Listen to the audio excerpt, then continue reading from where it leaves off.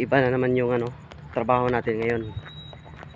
Hindi na tayo gwardiya, tayo po ay tiga-mower na ngayon. Bukas ito yung mamawirin ko dito sa likodan. Mahaba na yung mga amorsi ko dyan. Yun, out ko na ngayon is 5:30.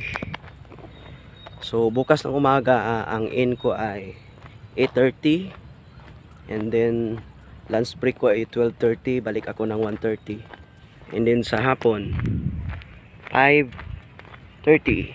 Yan. So pauwi na tayo ngayon. It's almost 5:30.